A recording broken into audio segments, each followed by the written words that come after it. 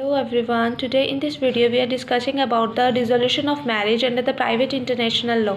अब आपने अगर आंसर राइटिंग लिख करनी है, ठीक है, तो आप किस तरह से अपने आंसर को एलिब्रेट करें, तो आप फ्लो चार्ट मस्ट बनाएं। एंड इस टॉपिक के हम इंट्रो में क्या लिखेंगे, अब इंट्रो में लिखना है आपको कि जो प्राइवेट इंटरनेशनल लॉ है वो क्या होता है। बेसिकली प्राइवेट इंटरनेशनल क्या है, is a dispute arise between the two individuals of the different nation.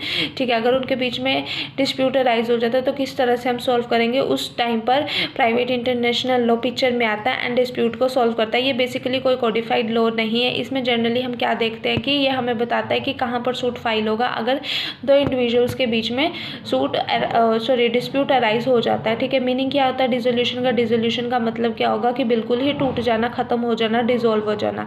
ठीक है, अब वे क्या होता है डिसोल्यूशन का मैरिज का, आपको सभी को पता है डाइवोर्स। ठीक है, इसको हम डाइवोर्स को थोड़ा सा लिख देंगे कि डाइवोर्स कैसे होता है, मैरिज के बाद होता है। ठीक है, मैरिज के बाद हम डाइवोर्स लेंगे अगर जो हैं पार्टनर्स जो हैं कपल है जो वो अपना मतलब खुशी से नहीं रह सकते तो वो हम डाइवोर्स फाइल कर सकते हैं। ठीक है, म्यूचुअल डाइवोर्स भी होता है, डिफरेंट ग्राउंड्स बताए हुए हैं डाइवोर्स के। अब ग्राउंड्स क्या है डाइवोर्स के हम वही देखेंगे। ठीक है, इंग्लैंड में इंग्लिश लॉ में देखेंगे एंड इंडियन लॉ में देखेंगे।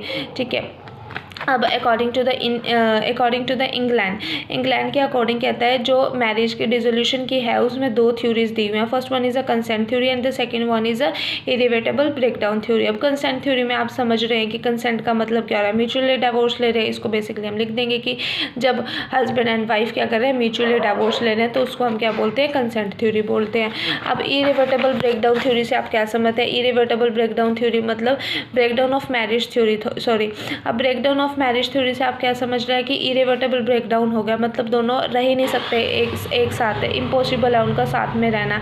अब वो इम्पॉसिबल किस ग्राउंड पे हो सकता है, सपोज हम केस देखेंगे कि वाइफ के केस में देखेंगे कि वाइफ हस्बैंड के साथ रह ही नहीं सकती किन ग्राउंड्स पे, क्योंकि हस्बैंड क्रुएलिटी इस तरह की कर रहा है, उसको मारता है, उसको डोरी के लिए बोलता है। ओके, अब लॉ कौन से गवर्न होते हैं इंग्लैंड में, एक तो होता है matrimonial causes act 1973 and second one is a domicile and matrimonial proceeding act 1973। Grounds क्या है डाइवोर्स के इंग्लैंड के अंदर, एडल्ट्री है। सेकेंड वन है कि जब इस तरह से बिहेव करे कि पर्सन रह ही नहीं सकता उसके साथ। ठीक है, वो भी ग्राउंड बन जाता है। थर्ड की डिजर्शन किया है 2 साल तक, अगर पिटीशन से 2 साल पहले, ठीक है 2 साल पहले से ही अलग रह रहे हैं, पिटीशन से पहले या 5 साल से अलग रह रहे हैं, 5 साल से अलग रह रहे हैं पिटीशन फाइल करने से पहले। ठीक है, अब इंडिया में क्या ग्राउंड्स होंगे, इंडिया में आप सभी को पता है पर्सनल लॉ अप्लाई होता है। ठीक है, अगर मैरिज करते हैं तो इंडियन डाइवोर्स एक्ट बना हुआ जो सभी के ऊपर एप्लीकेबल होगा। एक सेकेंड एक्ट बना स्पेशल मैरिज एक्ट, जिसके अंदर अगर 2 डिफरेंट रिलीजन के पर्सन्स होते हैं, वो इंडिविजुअल्स होते हैं, वो मैरिज करते हैं तो उनके ऊपर स्पेशल मैरिज एक्ट अप्लाई होता है, ना कि उनका पर्सनल लॉ अप्लाई होगा। तो उनके अंदर भी डाइवोर्स के ग्राउंड्स दिए हुए हैं। ग्राउंड्स बेसिकली सेम ही होते हैं सभी के। ठीक है, Parsi marriage act and divorce act लिखना है हमें। 1936 का स्पेशल मैरिज एक्ट को कवर करना है। स्पेशल मैरिज एक्ट को कवर करने के बाद आपको सभी को पता है HM में कवर करेंगे, मुस्लिम लॉ को कवर करेंगे। आप सभी इन ग्राउंड्स को लिख देना। ठीक है, अगर आपको वीडियो अच्छी लगे तो लाइक करना, शेयर करना, सब्सक्राइब करना चैनल को। Thank you.